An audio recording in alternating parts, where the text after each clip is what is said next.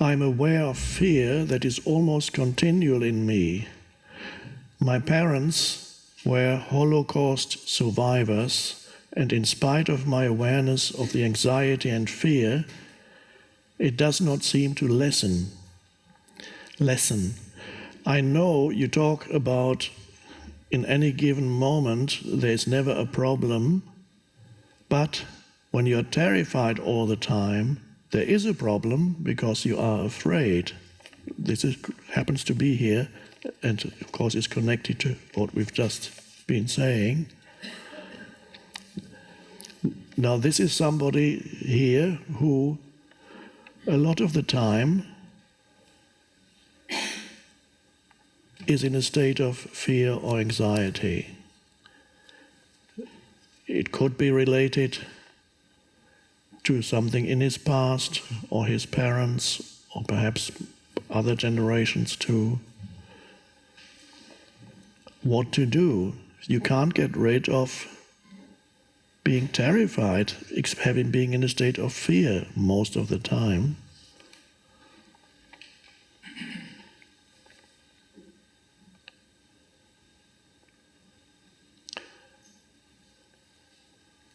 What you can do is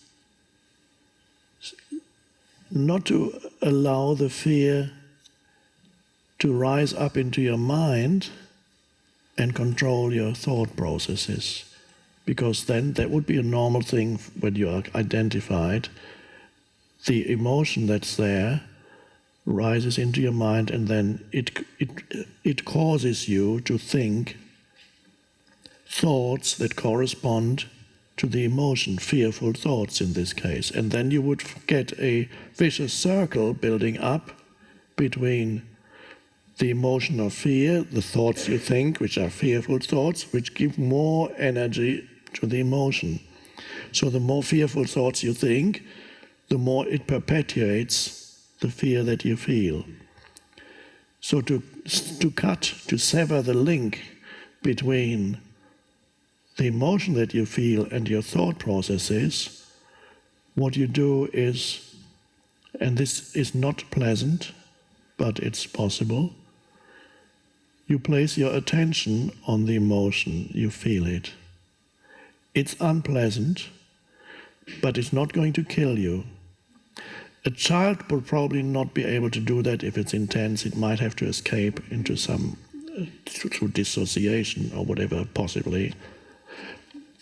But an adult, fear, it's not going to kill you. It might kill you if you allow it to rise into your mind, because you might even commit suicide if you can't stand this anymore. But it will not kill you in itself. So feel it, and then you shine the light of awareness on it. And you may have to do that a lot. And at first, it's not pleasant, but it's a burning up of the old emotion. And the only way to get rid of it is to accept it as it is right now. If you want to get rid of it, you can't. But that complete acceptance of what is actually the doorway through it. It's the transformation of it. And if it's extreme, that can become your main meditation in life, and that will become your main teacher. And that will bring about your transformation. In some people's lives, there is one huge disability, one huge source of suffering or pain. It could be a physical disability, it could be a situation like being in prison, it could be an emotion like that you carry inside that doesn't want to go away. In certain people's lives, there is one major thing that seems to color your entire life and make your affect your entire life, and seemingly makes it impossible for you to ever be free or happy or joyful. But if that one thing, if you surrender to it, allow it to be, and make it as a continuous spiritual practice, you need nothing else. That one thing will transform you if you surrender to it. And there will come a point when you are grateful that you had to go through that, because it will have taken you, it will be the greatest spiritual teacher. So there was, I believe, if I remember correctly, even Epictetus, that philosopher, who said, it's not the situation that makes you unhappy, it's the thought that makes you unhappy. If I remember correctly, he was also crippled, he couldn't walk properly, and he was a slave until he became freed. So it's often humans who have one major disability or some huge difficulty in life, and that becomes their catalyst for spiritual transformation. If they can surrender to it, allow it to be. Acceptance, I call it acceptance of the seemingly unacceptable. Stephen Hawking's case, for example, I don't know to what extent he awakened spiritually, but he accepted the unacceptable, and so certain miracles happened. He survived. Nobody would have thought it possible. And his life became fruitful, on one level at least. Acceptance of the unacceptable is the great source of grace in this world. It's just a miracle. But it can be an arduous process, especially for this questioner here, who is here. It may take a while.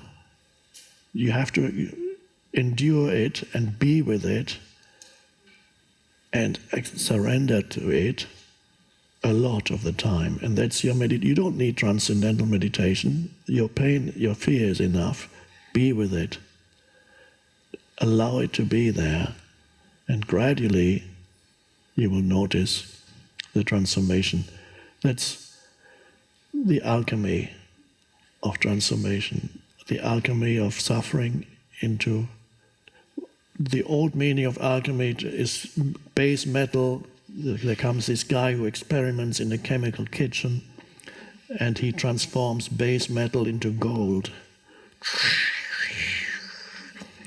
So there have been, in medieval times, there was a lot of interest in alchemy. So that would be the material level of alchemy, but on a spiritual level, alchemy is the transformation of suffering into consciousness. And that only happens if you bring surrender to the suffering.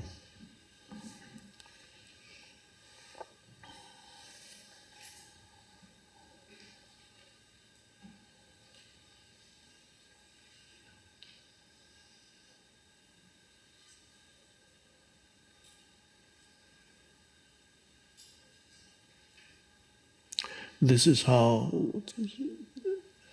the reason why in India, for example, you have holy men, or also, I suppose, holy women, who inflict the most incredible suffering on themselves for years. There's a man who stands on one leg continuously, he even sleeps on one leg. Or you might sleep, on the famous example, on a bed of nails.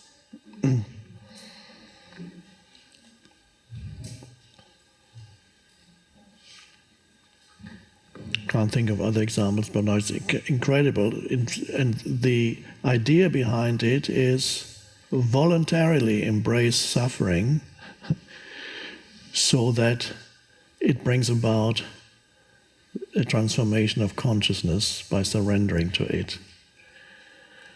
I would not recommend that is the way for you to go. Life has enough.